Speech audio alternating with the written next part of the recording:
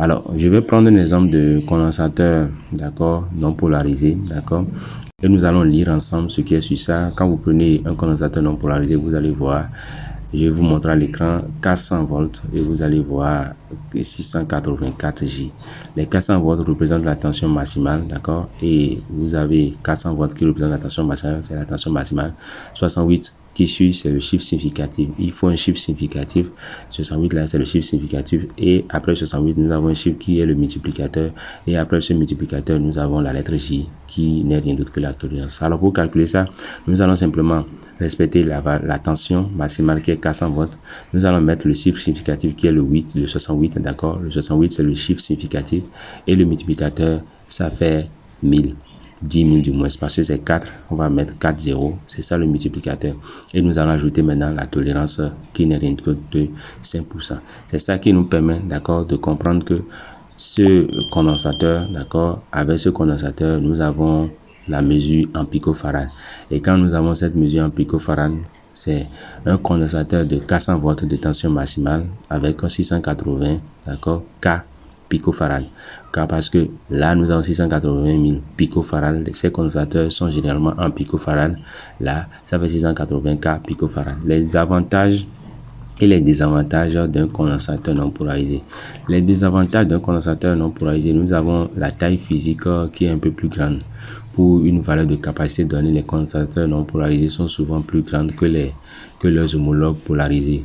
Cela est dû aux techniques de construction et aux matériaux nécessaires pour atteindre la non-polarité dans les dispositifs électroniques compacts où l'espace qui est limité. Leur plus grande empreinte peut être des inconvénients parce que vous devez considérer attentivement les contraintes de taille lors du choix des condensateurs pour leur application et sensible à l'espace.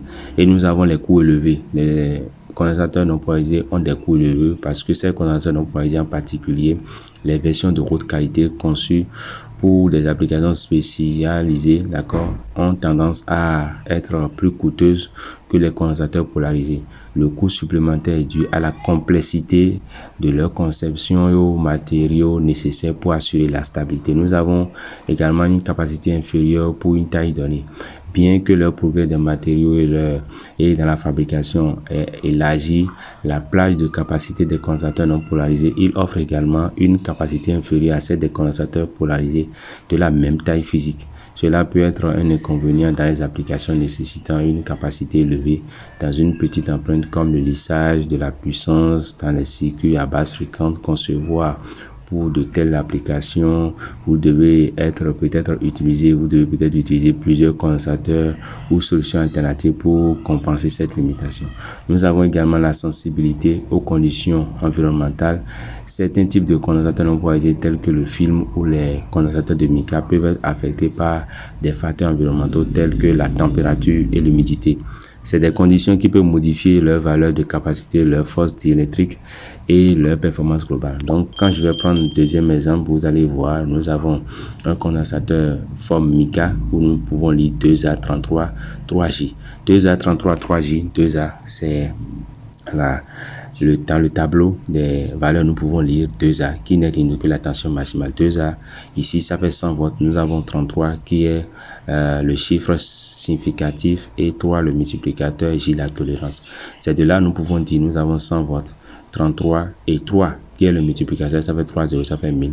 Nous avons 33 000 picofarad avec une tolérance de 5%. Ça fait n'est-ce pas, nous avons là maintenant une présence d'un condensateur mica de 100 volts, d'accord, et de 33 K picofarad. Donc c'est comme ça se passe. Nous allons prendre d'autres exemples, d'accord, de condensateurs et nous allons lire la valeur et ensemble nous allons détecter comment nous pouvons lire ces valeurs. Donc quand vous prenez ce condensateur mica, d'accord, que j'ai montré de 2A33 3J, ça a une valeur de 33 K picofarad. Je vais donner un autre exemple. Quand vous prenez ce condensateur, un autre condensateur, nous pouvons lire 224J, 250 VAC. 250 VAC là, d'accord. La partie de 250 V là, c'est la tension maximale. J, c'est la tolérance. Et ce qui suit la tolérance, le 4 là, c'est le multiplicateur. Et nous avons ensuite de l'autre côté 22 qui n'est rien d'autre que le chiffre significatif. Chers abonnés, nous allons parler des applications des condensateurs non polarisés. Les condensateurs non polarisés sont utilisés dans de nombreuses industries en raison de leur capacité à gérer des courants bidirectionnels, comme j'ai dit, et les signaux à haute fréquence. Leur polyvalence en fait un composant important dans les systèmes électroniques modernes. Donc, j'ai donné l'exemple, et l'exemple que j'ai donné, vous avez 224J, 250 volts AC. 250 là, c'est la tension maximale. J, c'est la tolérance, comme on a vu tout à l'heure. 4, c'est le multiplicateur. Et nous avons le chiffre significatif. Le chiffre significatif ici, c'est 22. Et le multiplicateur, c'est 4 0, ça fait 10 000. Nous avons 22 et 4 0, ça fait 220K picofarad. Donc, voilà un peu. Je vais prendre d'autres exemples comme j'ai dit. Mais dans les applications de condensateurs non polarisés, nous voyons souvent ces condensateurs non polarisés dans la télécommunication. Parce que dans l'industrie des télécommunications, ces condensateurs non polarisés aident à traiter et à nettoyer des signaux. Ils filtrent le bruit indésirable, d'accord, et maintiennent les signaux stables afin que la communication reste claire et fiable. Ceci est important pour les appareils tels que les routeurs internet à haut débit, les commutateurs de réseau, les boosters de signal et autres. Nous voyons également ces condensateurs non polarisés dans l'électronique automobile. Dans l'électronique automobile, les voitures modernes dépendent de systèmes électroniques pour tout. Donc, je vais prendre encore un autre type, d'accord, de condensateur. Ça, c'est de forme mica ou de condensateur à film, et nous voyons 473J 400 volts, 473J 400 volts. Le 47, c'est le signe significatif, donc nous avons 47, d'accord, 3 0, ça fait 47K picofarad, et nous avons J qui est la tolérance, et nous avons la tension maximale de 400 volts. Et par rapport, n'est-ce pas, à l'application de ces condensateurs non polarisés, nous les voyons souvent, comme je suis en train de dire, dans l'électronique automobile, parce que dans l'électronique automobile, ils sont également utilisés dans les systèmes de divertissement automobile, où ils réduisent le bruit électrique pour améliorer la qualité du son et de la vidéo. Étant donné que les voitures éprouvent des températures extrêmes, des vibrations et des changements de tension soudains, ces condensateurs non polarisés doivent être durables et fiables. Et c'est pour cela leur capacité à travailler dans différentes conditions sans se soucier de la direction du débit électrique en fait un ajustement parfait pour l'électronique de véhicules complexes. Voilà, je vais donner des exemples pour que vous puissiez mieux voir. Je suis en train de donner des exemples. J'espère que vous suivez ces exemples. J'ai donné des exemples de condensateurs mica, de condensateurs de film.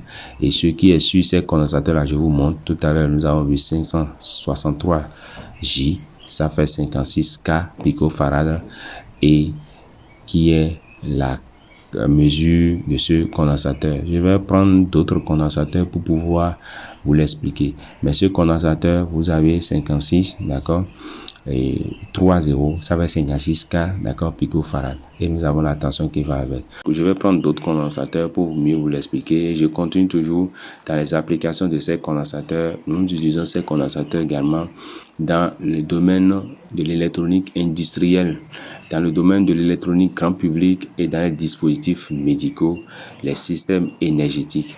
Il y a d'autres condensateurs mica, d'accord, ou de film, vous allez voir 2A 104J. 2A correspond au tableau des valeurs. 2A, ça fait 100 volts, d'accord. Et vous avez 104J. 104 là, vous avez 10 qui est la valeur 4 qui n'est rien d'autre que le multiplicateur 10, d'accord, avec 4 0, ça fait 100K picofarad.